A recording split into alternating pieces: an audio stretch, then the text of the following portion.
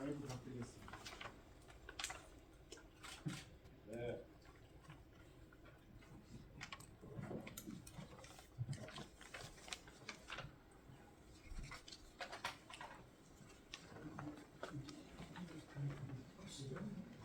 다 오셨는데 지금 할까요? 하세요. 네, 고맙습니다.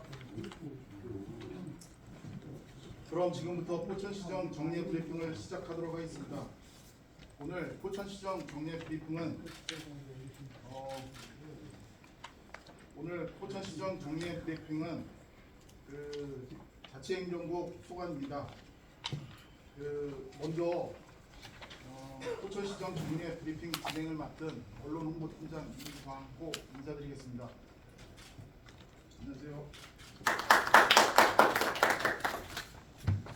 고맙습니다. 오늘 자치행정국 소관은 자치행정과, 정보통신과, 세정과, 징수과, 회계과, 민원과 순으로 진행하도록 하겠습니다.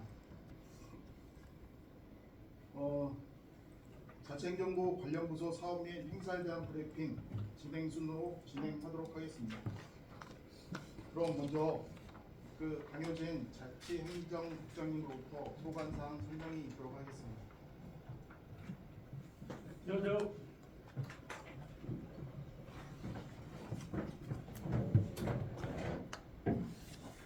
안녕하세요. 자치행정국장 강효진입니다.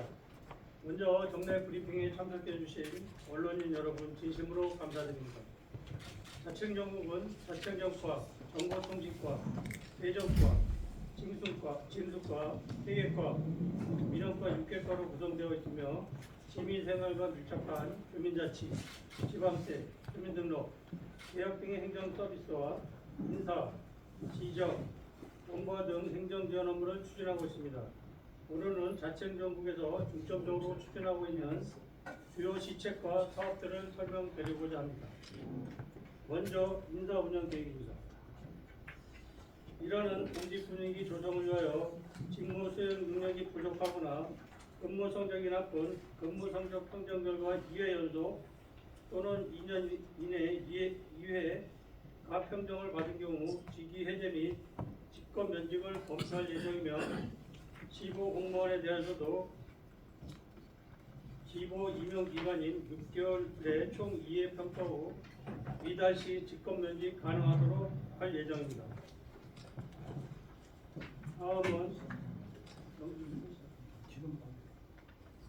다음은 구내식당 직영 추진과 지역경제 활성화 대책에 대하여 설명드리겠습니다.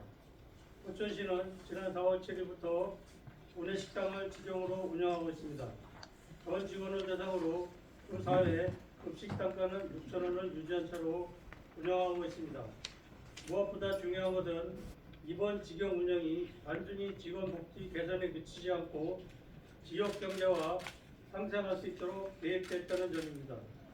우선 급식 단가는 동결하여 직원 부담을 줄였고 정기 휴무를 기존 월 2회에서 월 4회로 확대했습니다. 이를 통해 직원들이 외부 식당을 이용하게 되고 그만큼 지역 상권의 매출 증대가 기대됩니다. 또한 식자재는 안내업체를 우선 이용하게 됩니다. 지역 농가나 식자재 유통업체와의 협력을 통해 포천에서 생산된 재료가 공공급식으로 순환되는 구조를 만들고자 합니다. 아울러 식수 인원은 250명 내외로 제한하여 품질을 관리하고 외부인은 이용할 수 없도록 제한해 급식의 위생과 보안도 강화했습니다. 이 정책을 통해 저희는 직원 만족도와 급식의 질을 높이고 동시에 지역 농산물 소비와 소상공인 소득 증대라는 선순환 구조를 만들어갈 계획입니다. 다음은 스마트 도시 솔루션 확산 사업입니다. 우리 시는 국토교통부에서 주관하는 2024년 스마트 도시 솔루션 확산 사업에 최종 선정되어 24년 12월부터 25년 10월까지 가산면 선선 등 일환에서 본 사업을 본격 추진하고 있습니다. 총 사업비는 25억 원이며 주요 사업 내용은 축산 농가 및 공장 악취를 관리하는 생활악취 발생 관리 시스템 구축과 재난 상황에 신속하게 대응하는 재난 안전 드론 도입, 대중교통 이용 편의를 위한 스마트버스 쉴터 구축, 교통사고 및 범죄 예방을 위한 스마트 횡단보도와 스마트폴 설치, 이 서비스를 통합 운영 관리하는 통합 플랫폼 고도화입니다. 아울러 시민이 이러한 도시 문제 해결 과정에 직접 참여하는 리뷰맵을 운영합니다. 이번 사업을 통해 시민이 직접 체감할 수 있는 스마트 도시 서비스를 적극 도입하여 2025년 10월 준공을 목표로 안전하고 편리한 도심 생활권 조성에 최선을 다하겠습니다. 이어서 CCTV 스마트 안심센터 운영에 대해 설명드리겠습니다.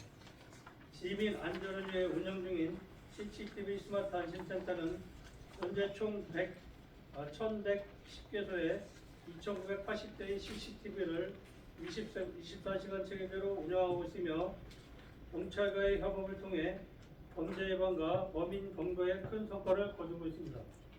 특히 작년 2월에는 극단적 선택을 시도하던 시민을 CCTV로 조기 발견하고 경찰과의 신속한 공조로 소중한 생명을 구한 사례가 있었습니다. 이는 KBS와 뉴스 등 언론을 통해서도 보도되며 관제센터의 중요성이 다시 한번 설명되었습니다.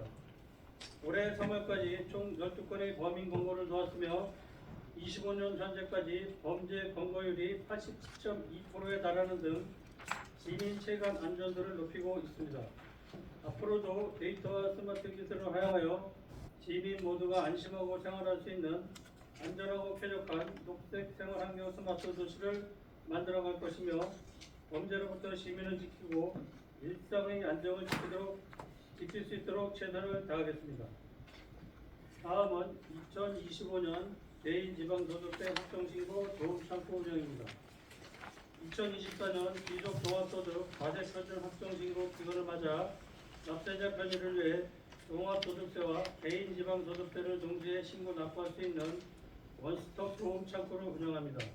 운영기간은 25년 5월 1일부터 6월 2일까지입니다. 신고 대상자께서는 포천시청 대전과 또는 포천세무서 등을 방문하여 편리한 곳을 선택하여 도세금을 한꺼번에 납부 신고하실 수 있습니다. 저희 포천시는 시민 여러분께 기한 내 보다 쉽고 빠르게 편리하게 신고 납부하실 수 있도록 안내문 발송, 시 SNS 홈페이지, 언론 보도 등 다양한 채널을 활용해 적극적인 홍보를 추진하겠습니다. 계속해서 지방세 체납액 징수 관련 대책입니다. 먼저 지방세 및 세액 수입 체납 안내 모바일 카카오톡 전자고지 시행입니다.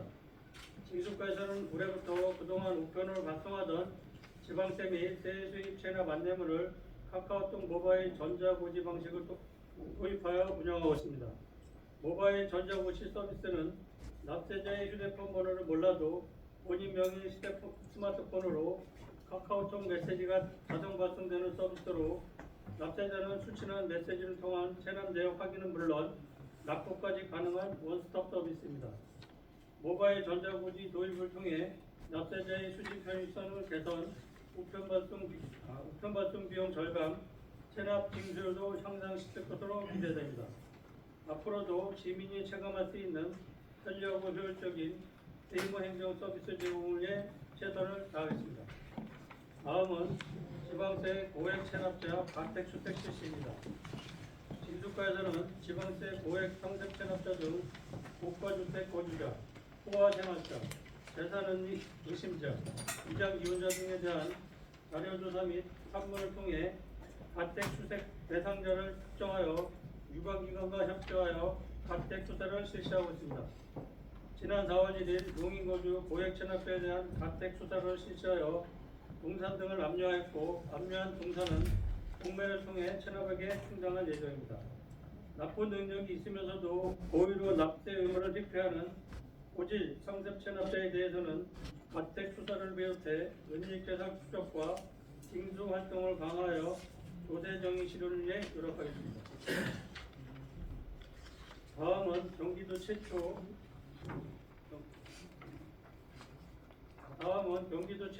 태양광 전력 판매 대금 압류입니다. 징수과에서는 고액 체납자의 한국전력에 대한 태양광 전력 판매 대금 3억 3천만 원을 압류하였고 1,300만 원 징수 완료했습니다.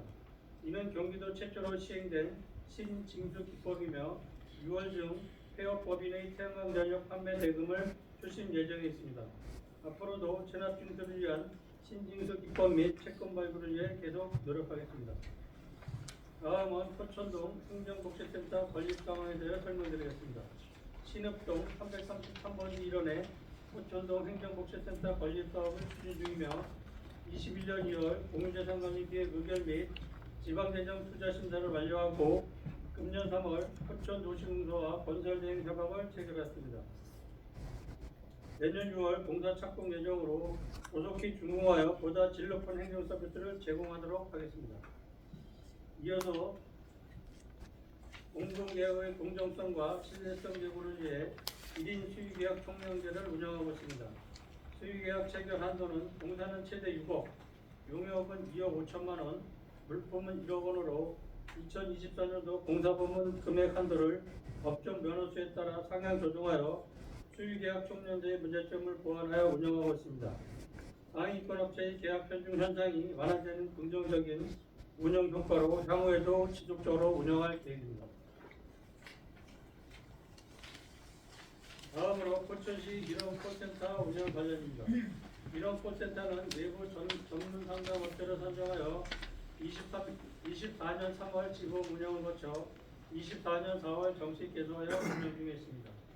7명의 담당자가 일반 민원, 복지, 대정, 교통, 문화 및 관광, 생활불편 민원 등 단순 반복성 민원에 대한 응대는 물론 지방세, 강화수도 요금 등 수입 관련 상담도 함께 처리하며 관련 담당 부서 민원 업무에 적극 지원하고 있습니다. 운영 초기임에도 불구하고 시민 만족도 조사 결과 상반기 97점, 하반기 94.7점이라는 높은 점수를 기록하고 있는 성과도 거두었습니다. 앞으로도 지속적인 상담 매뉴얼 재정비 및 전문성 함양을 위한 전문 교육을 실시하여 상담 역량을 강화하고 시민 만족도를 최대화하고자 합니다. 자책명목은 앞으로도 소통과 신뢰를 바탕으로 시민이 체감할 수 있는 다양한 시책 추진과 민원 행정 서비스 제공을 위한 행정력을 집중해 나갈 것입니다. 많은 관심과 응원 부탁드립니다. 감사합니다.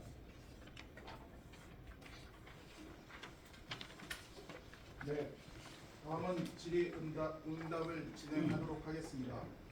발표와 관련된 내용 중 언론사별 한 개의 질문만 받도록 하겠습니다. 그 질문하실 때에는 언론사명과 성함을 말씀해 주신 후 질문해 주시면 감사하겠습니다. 질문 있는 언론인께서는 손을 들어주시면 국장님이 지명을 하도록 하겠습니다. 질문해 주시죠. 네, 이것들이라는 입국 팀장급 공무원 조직해임이라고 그랬는데 조직해임은 뭐 의장에서 있고 그다음에 조직 부여시 검증은 우리가 어떤 식으로 얘기를 하냐면 능력이 부족한데 팀장급을 무조건 이 조직을 부여하는 그런 예가 사실 없습니다. 그래서 우리 팀장급 그러면은 사실 뭐 과외 일 많이 하는 헐이라고 보는데 이게 그 너도나도 그냥 뭐 날짜만 되면은 그냥 진급하는. 그래서 이 조직 해임 때와 같이 조직 부여시 검증이라든가 검증을 해서 그 사람이 그 능력이 안 된다. 그다음에 그 팀장급 요원으로서의 능력이 안 된다. 이 자질 부족이다 하는 사람은 누락시키는 제도를 도입하면 어떠신지.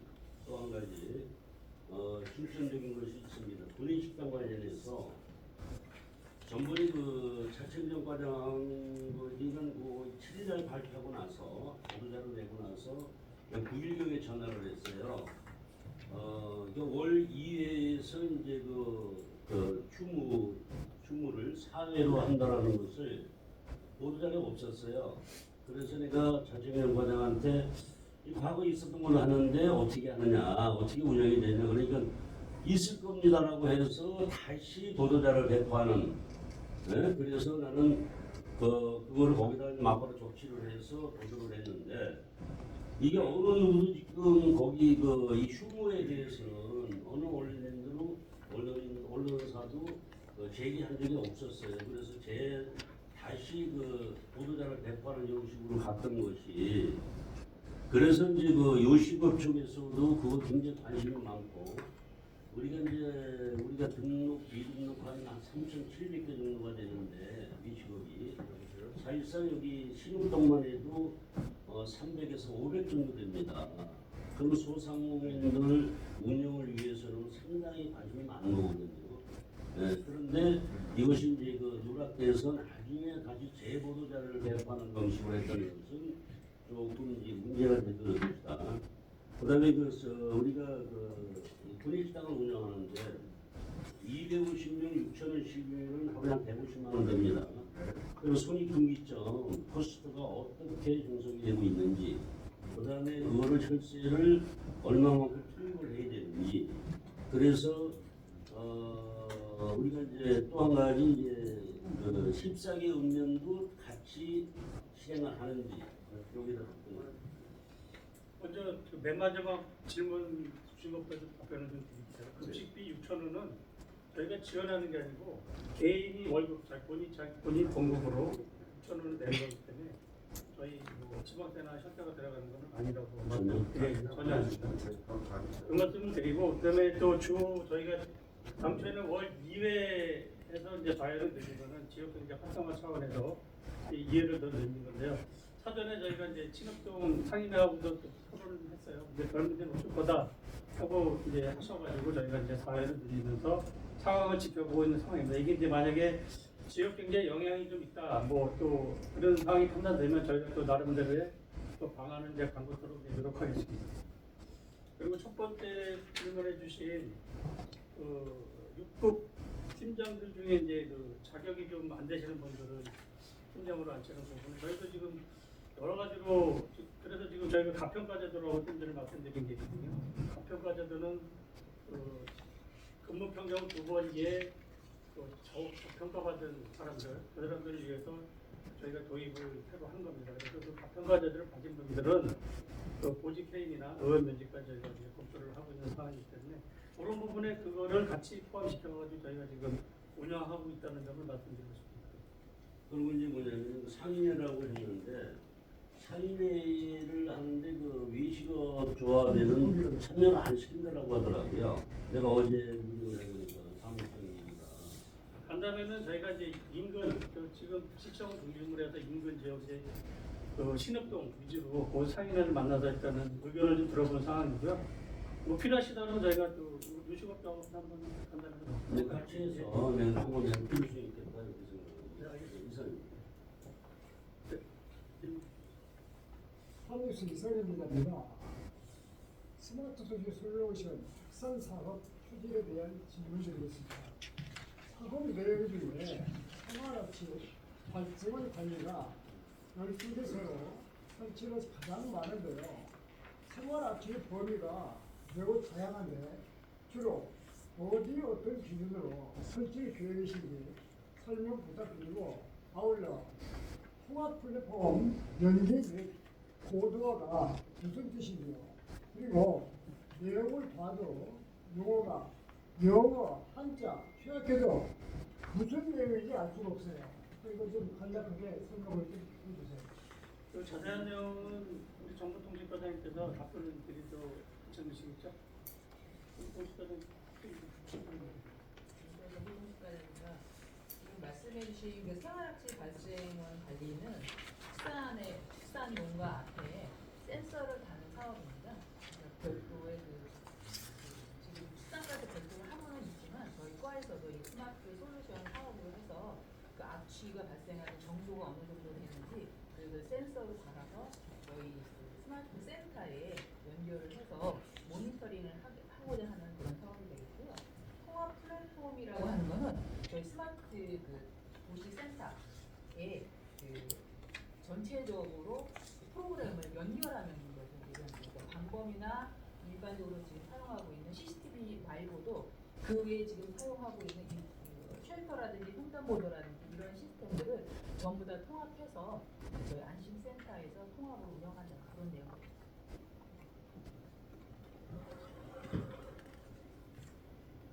질문하신 먼저 앞으로. 네, 저 경원일보의 황민호 기자라고 하는데요. 그 6급 팀장 공무원 보직해임 요 조건에 보면 이제 음주운전, 성폭력, 성희롱, 청탁 등에서 이렇게 소극행정 이렇게 있는데 나머지는 이제 음주운전도 법 위반이고 성폭력 범죄도 그렇고 다 그런데 소극행정 같은 경우에는 어떤 식으로 기준을 잡아서 평가를 하는지 그 기준이 있는지 좀 여기 좀 구체적으로 좀 설명해 주시겠어요?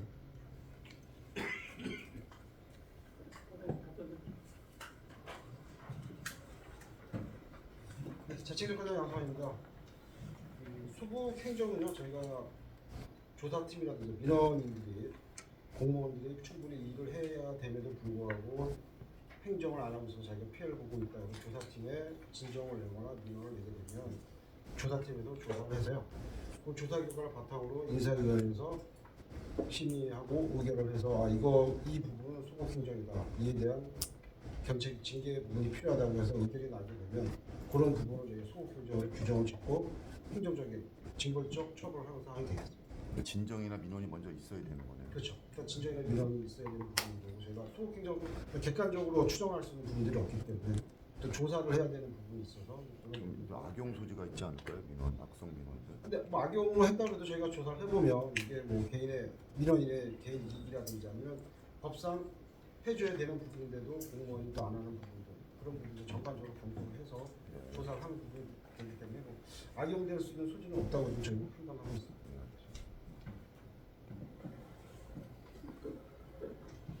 네, 포천일 말씀드립니다. 포천동 행정복지센터 건립과 관련해서 질문드리겠습니다. 지금 이게 이 사업이 추진되기 꽤 오래된 것 같은데 지금 현재 토지 매입이 완료가 된 건지 토지 매입은 완료가 됐습니다. 네, 그리고 지금 설계 공모하고 실시 설계를 추진하고 있다고 하는데 금년도 6월에서 8월까지예요. 네. 부탁한다면 좀 빨리 하면 괜찮을 것 같기도 하는데 공사차 꼭 내년 6월로 되어 있습니다. 저희가 그 실수 설계도 해야 되고요. 공모 사업 통해서 이제 건물 공모 사업을 좀 그것도 해야 되기 때문에 일단 1년 정도 또 기간을 잡고 시작하는 겁니다. 준공은 언제쯤 생각하고 있어요? 준공은 저희가 27년 6월경 준공 말씀입니다. 이 회기까지 준공 시점 좀 확실히 좀 하네요. 예, 계획과장 황희석입니다. 그 당초 포천동 행정복지센터가 잘 추진되고 있었는데 토지주와의 협의가 되게 힘들었습니다. 아까 잠깐 그림 좀 잠깐 보여주실 수 있나요?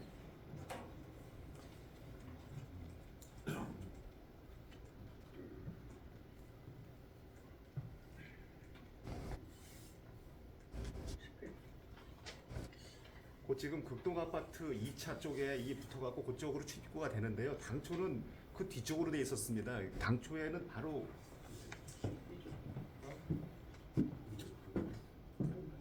전초에는 이쪽으로다가 정상기가 됐었는데 이쪽 토지주분께서 완강히 거절하시다가 작년 연말에 이쪽을 다시 이제 수용 절차를 밟지 않고 협의를 해서 이쪽으로 되면서 이게 급물살을 타갖고 행정 절차 이행이라든지 이런 게 다시 다 원점으로 됐습니다. 그래서 올해 지금 그 저희가 포천도시공사랑 협의를 해서 포천도시공사에서 설계 공모하고 실시 설계 모델까지 마무리하고 내년에 올해 금년에 준공하는 걸로 되어 있습니다.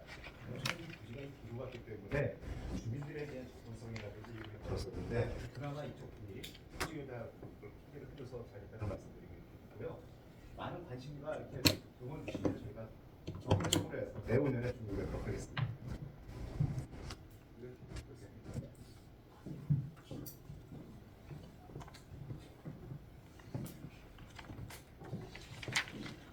취재하실 부천메르스 이대현입니다. 회계과만 수고하는데요. 이는 수의계약 총량제 운영에 관해서 좀 해보겠습니다.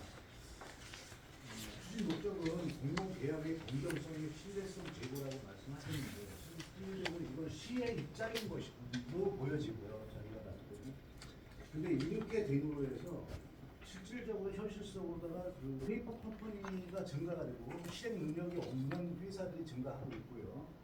장비라든가 이런 거가 준비가 돼 있지도 않은데도 면허만 놔도 이렇게 해서 회사들이 속출하고 있는 부분은 알고 계실 겁니다. 그리고서 그렇게 되면서 이게 어떻게 보면 정상적인 경쟁을 통해 가지고 포천 지역의 기술력이 향상되고 업체간의 기술력 향상을 막고 있는 제도가 되고 있고 그 실질적으로 기술력 향상을 기대하기가 어렵다는 얘기죠. 그리고 또 한 가지는 또 왜 4억이든 5억이든 이게 그냥 기다리고 있으면 돌아가면서 해주는 이런 식이 되다 보니 선택적 공사 수주를 하게 되는 이런 또 악영향이 있습니다. 이 문제점에 대해서도 충분히 해결책이 있어야 된다고 보는데 여기에 대해서 어떻게 생각하고 계십니까? 저희가 당초 이게 24년도에는 아마 한 개 업체 했을 때 2억 원이었을 거예요. 2억 원에서 이제 그 민원 저희 이제 그 전문 업체에서 공고가 들어와가지고 저희가 이제 좀 개정을 해가지고 연료수에 따라가지고 이제 한 개일 때는 4억, 두 개일 때는 4억 5천, 세 개는 5억, 네 개는 5억 5천, 다섯 개는 이제 6억으로 이렇게 보유수에 따라서 그 상한제를 정해놨거든요. 근데 좀 말씀하신 그런 부분도 저희도 알고는 있는데 일단 저희가 계속적으로 이제 시험을 해보는 단계라고 생각하시면 될 것 같아요. 저희가 그 뭐 이제 내년에 또 어떻게 바뀔지 모르겠지만 그 업체가 이제 아까 말씀하신 페이퍼 컴퍼니가 들어온다든지 그런 건 뭐 저희가 확인할 수 있는 방법은 솔직히 저희는 없다고 좀 보거든요. 그냥 소유상에 자기들이 만들어서 그런 거기 때문에 확인할 수는 없지만 그래도 이렇게 하다 보면 더 이제 그 뭐랄까 유능한 업체는 이제 선정이 되지 않나 이렇게 생각이 들어요. 저희도 이 부분은 계속적으로 고민을 하고 있는 거니까요. 그 부분은 그렇게 좀 이해해 주시면 감사하겠습니다. 추가적인 알겠습니다. 하시죠.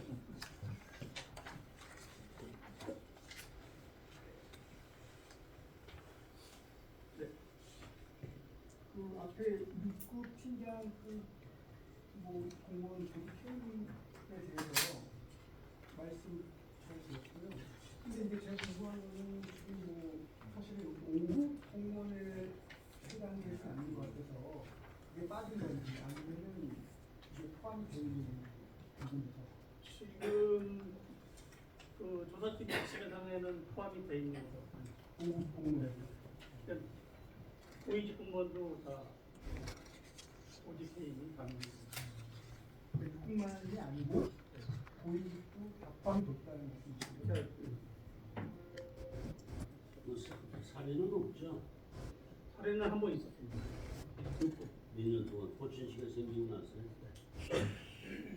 거의 20년, 40년, 50년 동안 그게 아니고 이제 기간을 정해놓고 저희가 형식적인 제도 아닙니다. 아니 지금 저걸 정해놓고 당초 음주운전을 해가지고 저희가 보직 해임을 한 경험이 있습니다. 한 번 정도 있습니다. 한 번. 법적인 하자는 안 하는데 사실상 이건 뭐 능력 해가지고 해서 우리 입국이 됐고 이제 전 공무원에 대해서 반영을 해야 되겠다. 감사과에서도 사실 형식적인 몽둥이도 희천이나 그뭐 몽둥이나 이것도 문제가 되겠지만 사실상 지금 우리가 공무원 세계에서 그 하나만한 제도 가지고선 운영하는 것이 힘들다고 생각합니다. 그러니까 저희가 이 보직 해임 제도를 해놓고 안 하는 게 아니라 여기 해당되는 지금 저희가 지금 먼저 하신 분은 이제 음주나 성폭력이나 성희롱이나 이제 그거에 해당돼서 저희가 하는 부분이고 이번에는 좀 더 확대시켜가지고 수곡행정이라든지 촉탁금까지 같이 넣어가지고 확대해서 하는 거기 때문에 거기에 만약에 연루돼가지고 포함된 직업 같은 경우는 저희가 보직 해임을 하고 있습니다. 강화했으면 또좀 확대했습니다. 공직 확보를 위해서 기강을 위해서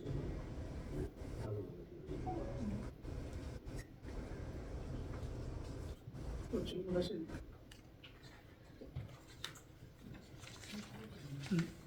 네, 아시아투데이 진현탁입니다. 아까 저기 스마트 도시 솔루션 사업이 축산농가 뭐 센서스에서 그 악취를 좀 해줬는데 그 내용을 좀 구체적으로 좀 말씀해 주시면 될 것 같은데요. 축산농가 악취 문제.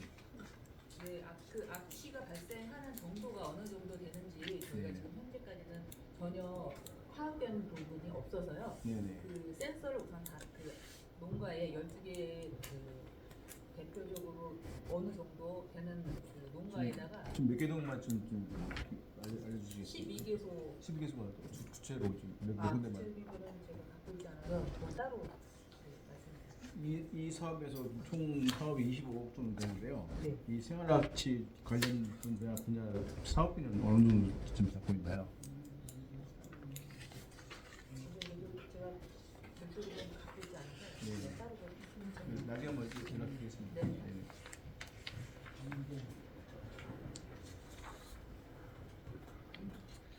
또 질문하실 언론인분 안 계세요? 네, 없습니다. 기도하는데 말. 구내식당 그 기자들도 외국인으로 되는 거예요? 네, 그렇게 알고 있습니다. 알겠습니다. 하나만 딱. 네네. 여기. 데일리한 공영이니까 지난해 세수 결손이 금액이 어느 정도예요? 예를 들어서 그 뭐랄까 우리가 말하는 이제 가게에서 적자라고 하잖아요. 우리가 이제 아까 지방세 체납도 있고 여러 가지 있는데 이 체납액을 말하는 것보다 전체적으로 세수 결손이라고 하잖아요. 세외 수입과 그다음에 이제 우리가 예산 그 항목의 세월을 지출을 하잖아요. 그래서 이제 지난해 한 해 동안 결손이 어느 정도 답변 가능하실까요? 지금 안 가셨는데요. 아니 그냥 대략이라도 뭐 예를 들어볼까요? 뭐 예를 들어서 인근 시군에는 어느 특정 시군을 얘기 안 하고 가까운 시군을 얘기한다면 지난해하고 지지난해 1,000억이 넘어요. 근데 포천시는 뭐 그 정도 안 되겠지만 재정이 좋으면은 적을 수도 있고. 저희 시 같은 경우는 일단 부채가 없다고 보시면 좋습니다. 부채가. 지금 제가 말씀드린 구체하고 관련된 네네. 어쨌든 그 정도로 재정은 좀 튼튼한데, 근데 저기 재정 자립 때는 어차피 나차기 포천시 같은 경우는 낮고 그 국비나 도비를 많이 받아오는 그런 추세들이 있는데 또 결손 부분은 저희가 좀 자세히 바라봐가지고요 알려준 드릴 수 있겠습니다. 제가 그 자료를 좀 가져오지 않아서 죄송합니다. 다른 시군에 비해서 체납액이 적다고 들었거든요. 그뭐 이렇게 그 대략이라도 안 나오나요? 예를 들어서 뭐.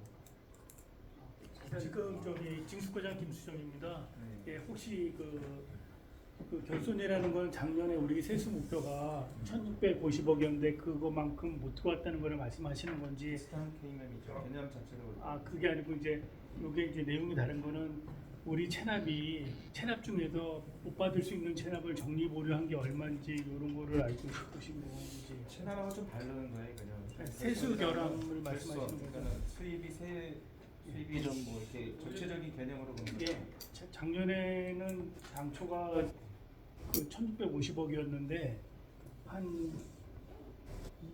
그 지방소득세 그 국세가 그 결손이 많았잖아요. 약 2조 정도 된다고 그랬기 때문에 그거에 대한 소득세도 결손이 있어서 약 한 제가 알고 있기로는 한 1,620억 정도 돈이 들어온 걸로 제가 알고 있는데 제가 예. 그 저는 이제 체납만 담당하다 보니까 이제 그 정도 결손이 있는데 올해는 그래서 목표를 약간 세수가 이제 국세도 한 2조 정도 적게 들어올 걸 감안해서 1,630억으로 이제 목표는 하고 있습니다. 그러니까 작년 대비 좀 줄어드는 거. 그러니까 국세도 그만큼 또 줄어들었습니다. 그러니까 지방세 같은 경우는 소득세에 대한 10%를 우리가 받는 형편이기 때문에 세수가 그 국세랑 연동이 되기 때문에 약간 세수가 줄어들 거로 판단되고 있습니다. 그리고 재산세 같은 경우는 공시지가가 작년 비해서 크게 상승세가 변동이 없기 때문에 국가 정부에서 안정화 대책 때문에 공시지가가 상승 요인이 없기 때문에 재산세에도 뭐 어떤 상승 요인이 없기 때문에 크게 작년 수준에 준하든지 약간 줄어들 거로 수백억 정도 결손이 예상되면 예, 뭐 그 정도. 그거는 저희가 구체적인 바로 내려가가지고 드리도록 하겠습니다. 그럼 더 이상 질문이 없으시면 오늘 정례 브리핑을 모두 마치도록 하겠습니다. 함께 해주신 언론인 여러분께 감사드리며 다음 정례 브리핑은 문화복지국이 대상이고요. 5월 대선과 관련하여 생략하고 오는 6월 10일 11시에 개최될 예정임을 참고해 주시기 바랍니다.